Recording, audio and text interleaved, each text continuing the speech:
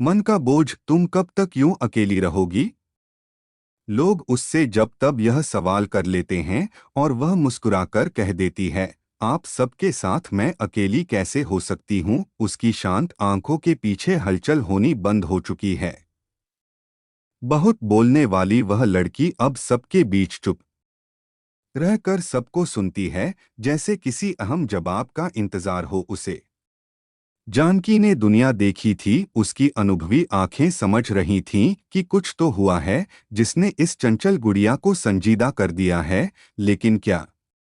संदली, क्या मैं तुम्हारे पास बैठ सकती हूँ? प्यार भरे स्वर में उन्होंने पूछा। जरूर आंटी, यह भी कोई पूछने की बात है। मुस्कुराती हुई संदली ने खिसक कर बेंच पर उनके बैठने के लिए जगह बना दी। कैसी हो? क्या चल रहा है आजकल? जानकी ने बात शुरू करते हुए पूछा। बस आंटी, वही रूटीन, कॉलेज, पढ़ाई। संदली ने जवाब दिया। आप सुनाइए। बस बेटा, सब बढ़िया है। आजकल कुछ न कुछ नया सीखने की कोशिश कर रही हूँ। चश्मे को नाक पर सही करते हुए जानकी ने कहा। अरे वाह! क्या सीख रही है इन दिनों? संदली ने कृत्रिम उत्साह दिखाते हुए कहा, जिसे जानकी समझकर भी अनदेखा कर गई। बस यही कि उन अपनों को कैसे अपना बनाया जाए जो मुझे अपना कहते तो हैं पर अपना समझते नहीं। जानकी ने लंबी सांस भरी और चश्मा ऊपर बालों में टिकाते हुए संदली की आंखों में आंखें डालकर अपंत्व भरे लहजे से कहा। जानकी की बात सुनकर संदली की नजरें भी जानकी के चेहरे पर गड़ गईं। भावुक नजरों से वह उनकी तरफ देखने लगी, जैसे वह कुछ समझने की भरपूर कोशिश कर रही हो। उसका गला भर आया। कुछ हिचकिचाते हुए रुंधे स्वर में वह बोली, नहीं आंटी जी, जैसा आप समझ रही हैं ऐसी कोई बात नहीं है। बस बस मैं अपना दुख बताकर किसी और को दुखी नहीं करना चाहती। बेटा, क्या मैं समझती नहीं हूँ? पति के निधन के बाद यूं अकेले जिंदगी काटना आसान नहीं होता। जब तुम्हारे पति के रोड एक्सीडेंट की खबर सुनी, मन दहल गया था। 2 दिन तक गले के नीचे एक कौर तक न उतरा था मेरे। और विक्रम ने तो अपने आप को कमरे में ही बंद कर लिया था। बड़ी मुश्किल से उसने स्वयं को संभाला है। संदली अचंभित होकर बस जानकी की बातें सुन रही थी। उसके मन में उथल पुथल मची हुई थी। यह क्या कह रही हैं आंटी जी? ऐसा क्यों? मुझे कुछ समझ नहीं आ रहा। विक्रम का यूं कमरे के अंदर खुद को बंद कर लेना। Auntie ji, auntie ji please खुलकर बताइए। आखिर आप कहना क्या चाहती हैं?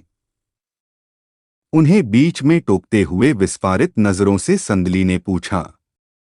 बेटी, लखनऊ से ट्रांसफर लेकर जब हम दोबारा इस शहर में आए तो तुम्हारे बारे में हमें सब पता चला। जब तुम्हारे घर गई तो पता चला तुम यहाँ हो, इसलिए तुमसे मिलने यहीं चली आई। जानकी ने हौले से संदली का हाथ अपने हाथ में ले लिया और बोलना जारी रखा। बेटी, विक्रम तुम्हें बहुत चाहता है। उसने कई बार तुमसे अपने दिल की बात बतानी चाहिए, पर तुम तो जानती ही हो कि वह कितना शर्मिला है। कभी किसी लड़की से बात नहीं करता। तुम जब भी कभी विम्मी के साथ घर आती थी, वह किचन में मेरी मदद करने के लिए दौड़ा आता था और तुम्हें देखने के बहाने मेज पर नाश्ता भी खुद ही लगाता था। वह मन ही मन तुम्हें चाहने लगा था बेटी। तुम्हारा नाम सुनते ही उसका चेहरा टमाटर की तरह लाल सुर्ख हो जाया करता। मैंने उसके मन को भांप लिया था, इसलिए जब उससे तुम्हारे बारे में बात की तो उसने मुझसे अपने दिल की बात कह दी। बेटा, किसी अच्छे मौके पर तुमसे इस विषय पर बात करके हम तुम्हारे मम्मी पापा से मिलने की सोच रहे थे, लेकिन शायद ईश्वर की कुछ और ही इच्छा थी। तुम्हारी शादी तय हो गई। एक और जानकी बोले जा रही थीं। दूसरी ओर संदली की आंखों से भर भर आंसू बह रहे थे। वह न जाने क्या सोच रही थी। उसकी खुशी में ही मेरी खुशी है बेटी। उसकी पसंद तुम हो। कहो, क्या तुम मेरे बेटे से शादी करोगी? बोलो बेटा, क्या मेरे विक्रम से शादी करोगी? संदली का गला रुद्ध था। अश्रु पलकों का दायरा तोड़ चुके थे। आंटी जी, जिस जिस दिन उसका एक्सीडेंट हुआ, मेरा और उसका बहुत बड़ा झगड़ा हुआ था। वह बहुत गुस्से में घर से निकला था। उसका एक्सीडेंट मेरी ही वजह से। संदली के मन पर एक भार सा था। वह अपने पति के एक्सीडेंट का जिम्मेदार खुद को मान रही थी। नहीं नहीं बेटी, तुम यह क्या कह रही हो? उसकी मौत की जिम्मेदारी तुम नहीं हो।